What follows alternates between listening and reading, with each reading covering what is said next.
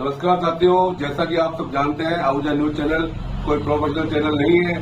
Social media का ये वो प्लेटफॉर्म है जहां पर कानून की विशेष जानकारियां दी जाती है। देश की अदालतों द्वारा दिए जाने वाले महत्वपूर्ण फैसलों को सामान्य भाषा में समझाया जाता है। विधिक जागरूकता के उद्देश्यों के साथ सूचनाओं का आदान प्रदान करना हमारी महत्वपूर्ण जिम्मेदारी है ताकि आम जन को अपने अधिकारों में कर्तव्यों का पता चल सके। तो आइए देखते हैं न्यायिक जगत से जुड़ी हुई महत्वपूर्ण खबरें आहूजा न्यूज चैनल पर। सर्वोच्च न्यायालय ने कहा कि धन शोधन निवारण अधिनियम PMLA की धारा 44(1)(b) के तहत धन शोधन की शिकायत का संज्ञान लेने से पहले विशेष अदालत को भारतीय नागरिक सुरक्षा संहिता 2023 की धारा 2231 के प्रावधान के अनुसार आरोपी को सुनवाई का अवसर देना होगा। न्यायमूर्ति अभय एस ओका और न्यायमूर्ति उज्ज्वल भूया की पीठ ने विशेष अदालत द्वारा 20 नवंबर 2024 को पारित संज्ञान आदेश को ये देखते हुए रद्द कर दिया कि 1 जुलाई 2024 से प्रभावी बीएनएसएस ने धारा 2231 के अनुसार आरोपी की संज्ञान से पहले सुनवाई अनिवार्य कर दी है। ऐसा प्रावधान पहले की दंड प्रक्रिया संहिता में मौजूद नहीं था। पीठ ने उल्लेख किया कि तरसेम लाल बनाम ईडी में यह माना गया था कि PMLA की धारा 44(1)(b) के तहत प्रवर्तन निदेशालय द्वारा दायर की गई शिकायत CRPC की धारा 200 से 204 द्वारा शासित होगी। इसके परिणामस्वरूप अध्याय 16 BNSS की धारा 223 से 226 के प्रावधान PMLA की धारा 44 के तहत शिकायत पर भी लागू होंगे। उपधारा 1 का प्रावधान न्यायालय की संज्ञान लेने की शक्ति पर प्रतिबंध लगाता है, जिसमें ये प्रावधान है कि अभियुक्त को सुनवाई का अवसर दिए बिना मजिस्ट्रेट द्वारा किसी अपराध का संज्ञान नहीं लिया जाएगा। न्यायालय ने कहा, इस मामले में निश्चित रूप से विद्वान विशेष न्यायाधीश द्वारा शिकायत में आरोपित अपराध का संज्ञान लेने से पहले अभियुक्त को अवसर नहीं दिया गया था। केवल इसी आधार पर 20 नवंबर 2024 के आदेश को रद्द करना होगा। अतिरिक्त सॉलिसिटर जनरल SV राजू ने 2 दलीलें दी। सबसे पहले, धारा 223 की उपधारा 1 के प्रावधान के अनुसार अभियुक्त को दी गई सुनवाई इस प्रश्न तक सीमित रहेगी कि क्या शिकायत के आधार पर आगे बढ़ने के लिए कोई मामला बनता है और इसलिए सुनवाई के समय केवल शिकायत और शिकायत के साथ प्रस्तुत दस्तावेजों पर ही विचार किया जा सकता है। उनका दूसरा तर्क यह था कि यह अच्छी तरह से स्थापित है कि अपराध का संज्ञान आपराधिक न्यायालय द्वारा लिया जाता है, अपराधी द्वारा नहीं।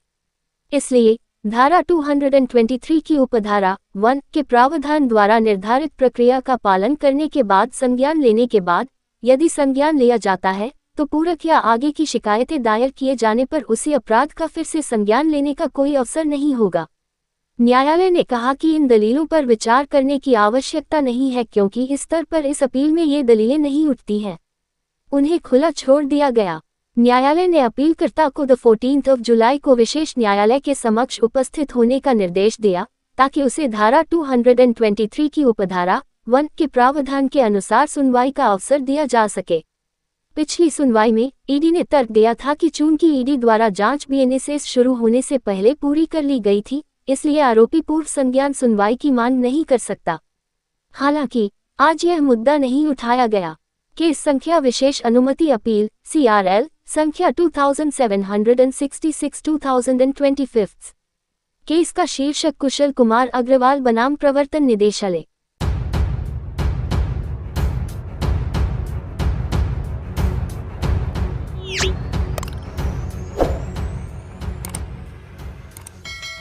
सरकारी विद्यालयों में राजस्थान सरकार द्वारा चलाई जा रही मध्याह्न भोजन योजना में कुक कम हेल्प व कुक कन्वर्सन राशि का भुगतान माह जनवरी 2025 से बकाया है। राजस्थान शिक्षक संघ राष्ट्रीय उप शाखा भिनाई के केकरी जिला मंत्री अर्जुन खींची ने प्रदेश महामंत्री महेंद्र कुमार लखारा व प्रदेश सचिव भंवर सिंह राठौर और मुख्य जिला शिक्षा अधिकारी प्रारंभिक अजमेर को पत्र प्रेषित कर माह जनवरी 2025 से मई 2025 तक 5 माह से बकाया MDM का भुगतान कराने की मांग की। राज्य के सभी विद्यालयों में मिड डे मील योजना के अंतर्गत नियमित दोपहर का भोजन व प्रातः दूध गर्म करके कक्षा 1 से 8 तक के बच्चों को दिया जाता है। पिछले 5 माह से अल्प मानदेय वाले को कम हेल्पर अर्थात भोजन बनाने वाले को 5 माह से मानदेय का भुगतान नहीं हो सका, जिससे उन्हें आर्थिक समस्या का सामना करना पड़ रहा है। कुक कम हेल्पर के साथ ही कुक कन्वर्सन राशि अर्थात सामग्री राशि हेतु शिक्षक प्रभारी को भी परेशान होना पड़ रहा है। संगठन के जिला पदाधिकारी ताराचंद प्रजापत के अनुसार प्रभारी शिक्षक को खाद्य सामग्री, गैस, सब्जी आदि सामग्री क्रय करने में अपनी जेब ढीली करनी पड़ी है।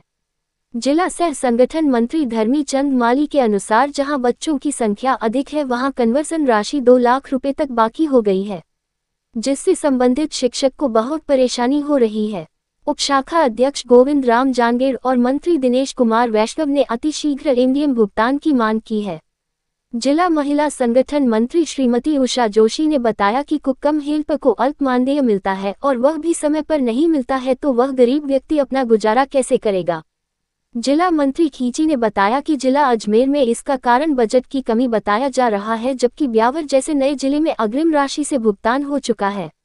इस आर्थिक समस्या के समाधान हेतु आज संगठन ने प्रदेश पदाधिकारियों व मुख्य जिला शिक्षा अधिकारी प्रारंभिक अजमेर को पत्र प्रेषित अतिशीघ्र एमडीएम भुगतान की मांग की है।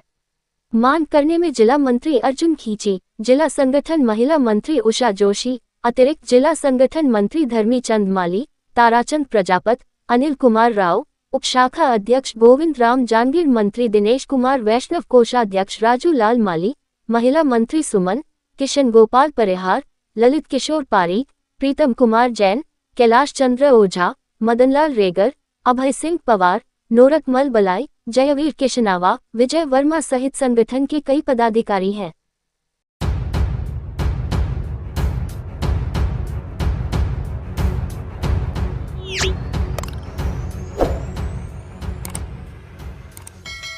मुख्य न्यायाधीश बी.आर. गवई ने जस्टिस बेला त्रिवेदी को एससीबीए द्वारा विदाई न दिए जाने पर नाराजगी व्यक्त की, इसे खुले तौर पर निंदा बताया। जस्टिस त्रिवेदी सुप्रीम कोर्ट के इतिहास में 1 महिला जज थी जिन्होंने व्यक्तिगत कारणों से समय से पहले पद छोड़ दिया। भारत के मुख्य न्यायाधीश सीजेआई बी.आर. गवई ने शुक्रवार को SCBA supreme court bar association के उस फैसले की आलोचना की जिसमें उसकी ओर से जस्टिस बेला एम त्रिवेदी को विदाई नहीं दी गई। जस्टिस त्रिवेदी शुक्रवार को ही पद से मुक्त हुई हैं। सीजेआई गवई ने कहा कि वह एससीबीए के इस रवैये की खुले तौर पर निंदा करते हैं। जस्टिस त्रिवेदी सुप्रीम कोर्ट के 75 साल के इतिहास में 1 महिला जज थी। सीजेआई गवई ने कहा कि एससीबीए को ऐसा नहीं करना चाहिए था। हालांकि उन्होंने एससीबीए अध्यक्ष कपिल सिब्बल और उपाध्यक्ष रचना श्रीवास्तव की मौजूदगी की सराहना की।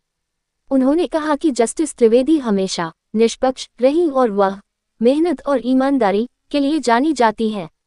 जस्टिस त्रिवेदी 31 अगस्त 2021 को सुप्रीम कोर्ट की जज बनी थी। वह 9 जून 2025 को ऐप रिटायर होने वाली थी, लेकिन निजी कारणों से पहले ही पद छोड़ने का फैसला किया। बार एसोसिएशन के रवैये से खिन्न हुए सीजेआई गवई ने जस्टिस बेला एम त्रिवेदी के सम्मान में आयोजित एक विदाई समारोह में एससीबीए के नहीं पहुंचने के फैसले पर नाराजगी जताई। उन्होंने कहा कि वह खुलकर इस बात की आलोचना करते हैं क्योंकि वह सीधी बात करने में विश्वास रखते हैं। उन्होंने कहा कि एससीबीए को इस तरह का रवैया नहीं अपनाना चाहिए था। उन्होंने कहा कि दोनों यहां मौजूद हैं, भले ही उनकी संस्था ने जस्टिस त्रिवेदी को विदाई न देने का फैसला किया हो। उन्होंने कहा कि पूरी सभा की मौजूदगी दिखाती है कि जस्टिस त्रिवेदी एक बहुत अच्छी जज है। उन्होंने कहा कि अलग अलग तरह के जज होते हैं, लेकिन इस आधार पर किसी को विदाई से वंचित नहीं किया जाना चाहिए। सीजेआई गवई ने जस्टिस त्रिवेदी को दी शुभकामनाएं। सीजेआई गवई ने जस्टिस त्रिवेदी को शुभकामनाएं दी और कहा कि उन्होंने न्यायपालिका के लिए बहुत योगदान दिया है। जस्टिस त्रिवेदी 31 अगस्त 2021 को सुप्रीम कोर्ट की जज बनी थी। उस दिन रिकॉर्ड 9 नए जजों को शपथ दिलाई गई थी, जिनमें 3 महिलाएं शामिल थीं। जस्टिस त्रिवेदी का जन्म 10 जून 1960 को गुजरात के पाटन में हुआ था। उन्होंने लगभग 10 वर्षों तक गुजरात हाई कोर्ट में वकालत की। 1995 में उन्हें अहमदाबाद में शहर की सिविल और सत्र अदालत में जज नियुक्त किया गया था।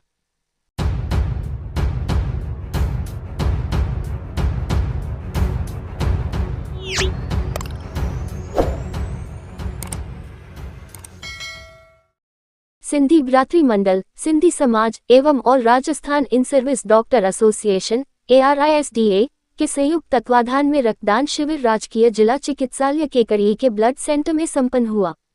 सिंधी भ्रातृ मंडल के मीडिया प्रभारी रामचंद टहलानी ने बताया कि इस रक्तदान शिविर में कुल 61 यूनिट रक्तदान हुआ। सिंधी भ्रातृ मंडल अध्यक्ष चेतन भगतानी ने बताया कि इस रक्तदान शिविर में स्वर्गीय डॉक्टर अनिल बाबानी के परिवार से एवं ससुराल पक्ष ने भी इस रक्तदान शिविर में आकर रक्तदान किया। सिंधी समाज के कैशियर नरेश कारेहा ने बताया कि सिंधी नवयुवक मंडल के पंकज होतचंदानी के नेतृत्व में नवयुवक मंडल के कार्यकर्ताओं का भरपूर सहयोग मिला, जिसकी वजह से ये रक्तदान शिविर सुंदर रूप से संपन्न हुआ। रक्तदान के दौरान एक डॉक्टर बाबानी के साथियों ने, परिवार वालों ने एवं प्रमुख चिकित्सा अधिकारी डॉक्टर नवीन जानगिर, ARISDA के अध्यक्ष यशपाल चौधरी, डॉक्टर मुनेश गौर, डॉक्टर डी गुप्ता ने भी उपस्थित रक्तवीरों के सामने डॉक्टर बाबानी के साथ बिताए हुए अपने ने अनुभव साझा किए। सभी ने बाबानी के व्यवहार की मुक्तकंठ से सराहना की एवं कहा उनकी अमिट यादें हमेशा दिलों में छाई रहेगी। इस दौरान केकड़ी बार एसोसिएशन के वर्तमान अध्यक्ष डॉक्टर मनोज आहूजा ने पूर्व बार अध्यक्ष राम अवतार मीना व एडवोकेट लोकेश शर्मा के साथ शिविर में पहुंचकर रक्तवीरों का उत्साहवर्धन किया। ब्लड बैंक के काउंसलर विनोद कुमार साहू अपने साथियों के साथ शिविर के दौरान मुस्तैद नजर आए।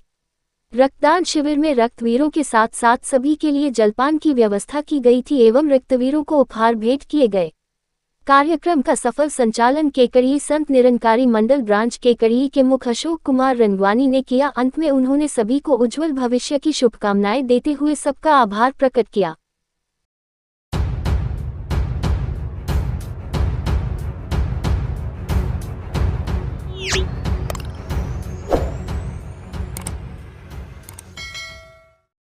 पारिवारिक रंजिश में ससुर पर फायरिंग करने के मामले आरोपी दामाद को पुलिस ने 72 घंटे के भीतर गिरफ्तार करने में सफलता हासिल की है। झुग्गियों में छिपे आरोपी को दबिश देकर पकड़ा गया। शहर थाना पुलिस ने पारिवारिक रंजिश के चलते ससुर पर फायरिंग करने वाले आरोपी दामाद को गिरफ्तार किया है। ये घटना 13 मई की रात हरिरामपुरा गांव में हुई।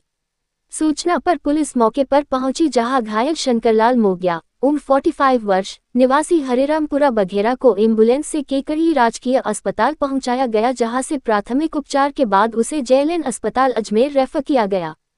शहर थानाधिकारी कुसुमलता मीना ने बताया कि घायल शंकरलाल ने अस्पताल में पर्चा बयान देते हुए बताया कि उसकी बेटी कमला की शादी गज्जू उर्फ गजानंद मोगिया निवासी मांडुलाई से हुई थी, जिससे आपसी अनबन चल रही थी। फोन पर कहासुनी के बाद आरोपी ने घर आकर टोपीदार बंदूक से फायर कर दिया, जिससे उसे पैर में गोली लग गई। इस मामले में मामला दर्ज कर आरोपी की तलाश शुरू की गई। पुलिस अधीक्षक वंदिता राणा, अतिरिक्त पुलिस अधीक्षक शिवराजमल मीना और वृत्ताधिकारी हर्षित शर्मा के निर्देशन में गठित टीम ने मुखबिर की सूचना पर हरिरामपुरा की झुग्गियों में दबिश दी और आरोपी गज्जू मोगिया को पकड़ लिया। पूछताछ में उसने फायरिंग की घटना स्वीकार की, जिसके बाद उसे गिरफ्तार किया गया। पुलिस आरोपी से हथियार की बरामदगी को लेकर पूछताछ कर रही है। कार्रवाई में थानाधिकारी कुसुमलता मीना, एएसआई शंकरलाल, कांस्टेबल पुखराज, ओम प्रकाश, दीनदयाल, दिनेश और नीरज शामिल रहे।